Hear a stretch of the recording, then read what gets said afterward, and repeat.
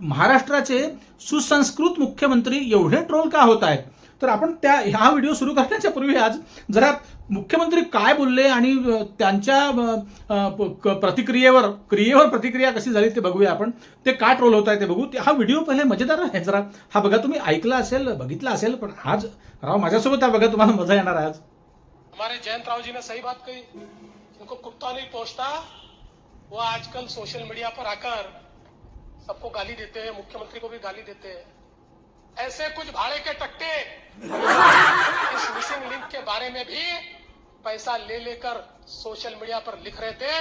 उनको भी कह देना चाहता हूं, अगर महाराष्ट्र का अपमान करोगे छोड़ूंगा नहीं. बापरे बापरे बापरे बापरे. इतक्या वर्षात देवेंद्र फडणवीसांना तुम्ही बघत असाल, विरोधी पक्षनेते होते तेव्हापासून आणि मुख्यमंत्री झाल्यापासून, उपमुख्यमंत्री होती तेव्हाही पाहिलं असेल, पण अरे बापरे, एवढे नाराज मला सुसंस्कृत मुख्यमंत्री कधीच दिसले नाही मंडळी. पण आता पहा ना, काय बघा ना, एक तुम्हाला सांगतो बघा, आता पुन्हा हे ऐका. हमारे जयंत राव जी ने सही बात कही, सही बात कही, उनको कुत्ता नहीं पहुंचता. वो आजकल सबको गाली देते हैं, मुख्यमंत्री को भी. जिनको कुत्ता नहीं पोचता. अरे साहेब, हे माझे साडे आहेत हो, म्हणून गमतीने म्हणतोय. मेवणे आहेत, आदराने म्हणतोय, मेवणे आहेत माझे. मेवणे काय आहेत नंतर. पण अरे मुख्यमंत्री महोदय, जिनको कुत्ता नाही पूछता असं आहे ते. पूछता, ज्यांना कुत्र नाही विचारत असं आहे ते. अरे हिंदी बोलता राव, कशाला बोलले हो हिंदी. बरं ठीक आहे, बोलले तर बोलले. कुत्ता नाही पोचता. पोचता म्हणजे पोचणं, झाडू पोछा वगैरे वगैरे वगैरे. पूछना म्हणतात मुख्यमंत्री महोदय त्याला. बरं ठीक आहे, तुम्ही जरा घाईघाईत बोलले असेल. आता पुढे बघा मंडळी, मजेदारच आहे हो. अरे महाराष्ट्र आपला लयच मजेदार आहे राव. गाली देते हैं. ऐसे कुछ भाड़े के टट्टे भाडे के टट्टे. अरे मुख्यमंत्री महोदय, टट्टे नाही. टट्टे आमच्याकडे विदर्भात सरनेम आहे, आडनाव आहे. टट्टे. आणखी अजून माहिती आहे का तुम्हाला, आमच्या गावाकडे ना ते चापा असतात टट्टे, ज्याची झोपडी बनवतात शेतात वगैरे, त्याला टट्टे म्हणतात. मुख्यमंत्री महोदय, साहेब, मेवणे, माझे मेवणे फडणवीस साहेब, त्याला टट्टू म्हणतात, भाडे के टट्टू. आणि कुत्ता पोचता नाही. जिनको कुत्ता नहीं पूछता वो भाडे के टट्टू ट्रोल कर रहे थे, असं म्हणायला पाहिजे होतं ना. म्हणजे पुन्हा एकदा मिसिंग लिंक के बारे में भी पैसा ले लेकर सोशल मीडिया पर लिख रहे थे.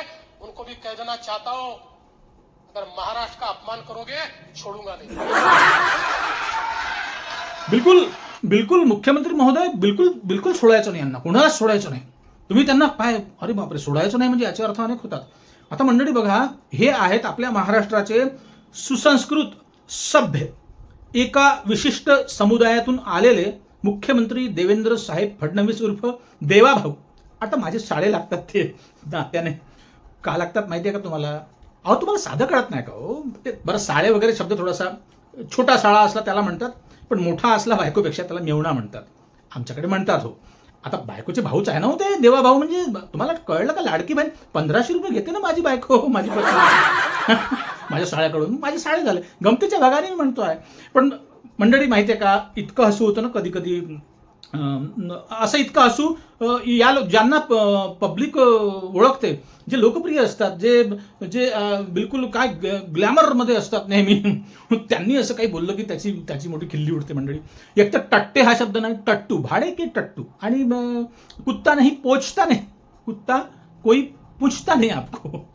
तर मंडळी असा हसू पिकला आहे. 3-4 दिवसापासून ट्रोल होत आहे मुख्यमंत्री. आणि मग आमचे राज ठाकरे साहेब, तुम्हाला माहिती आहे, त्यांनी म्हटलं की अरे हा काय मुख्यमंत्री आहे अशा टाईपचं. आणि ते आमचे दुसरे एक आहे, एक पत्रकार, तेही म्हणाले की अरे तू कसला मुख्यमंत्री. पण मी काही असा एकेरी शब्दात बोलणार नाही. त्यांना माझा साळा असला तरी, आपण आदराने त्यांना, साळा असला तरी, मेवना असला, माझ्या बायकोला 1500 रुपये लाडक्या बहिणीचे मिळतात तरी काय झालं हो. एकदम घरगुती असं एकदम चिपकायचं नसतं, खेटायचं नसतं कुणाला.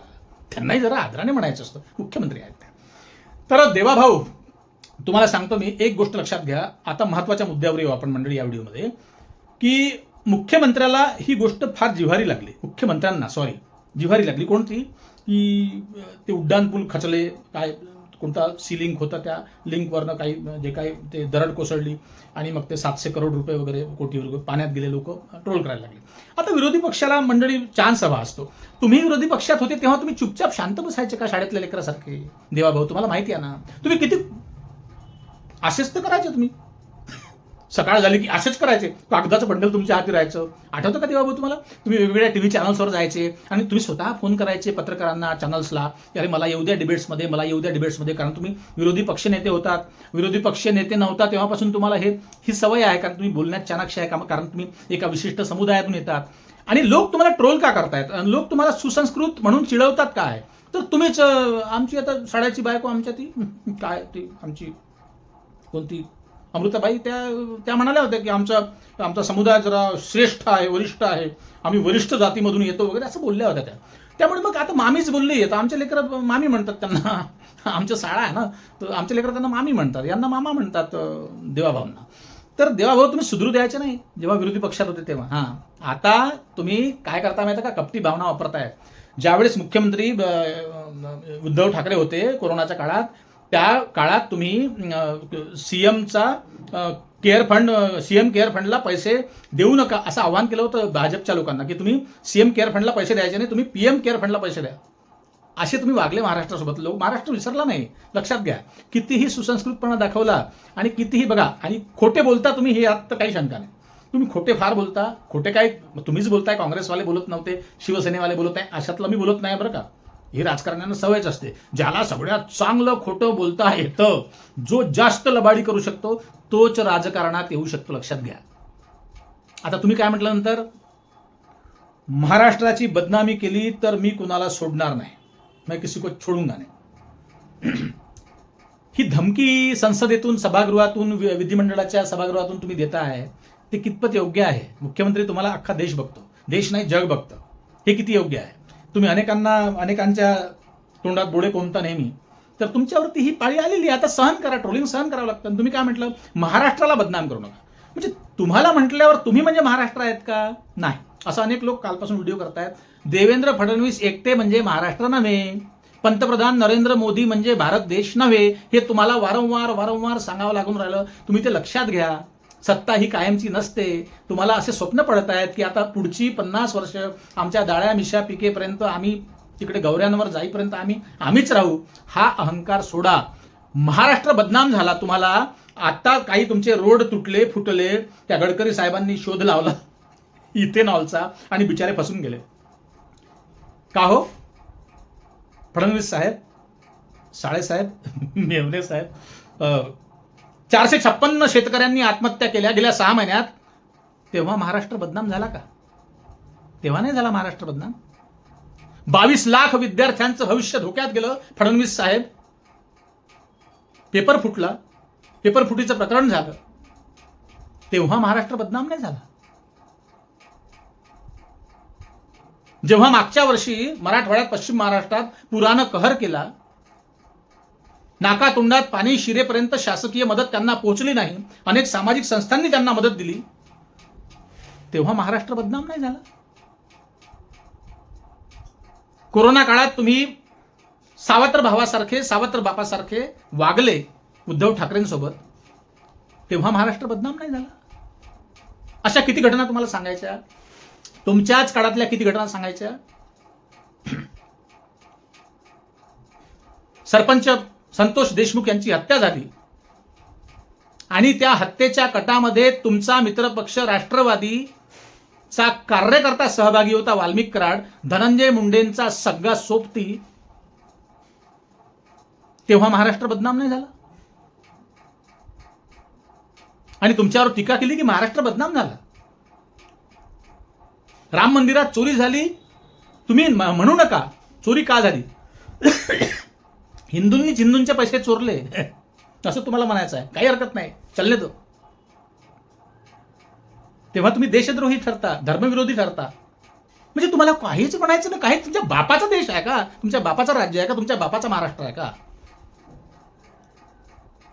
किसी के बाप का हिंदुस्तान नाही, मी नेहमी माझ्या व्हिडिओमध्ये सांगत असतो. आणि काय तुम्ही हिंदी बोलताय, लोक हसतात ना राव तुम्हाला. तुम्ही आता मुरब्बी झाले आहे ना, फार वर्ष झाले तुम्हाला राजकारणामध्ये.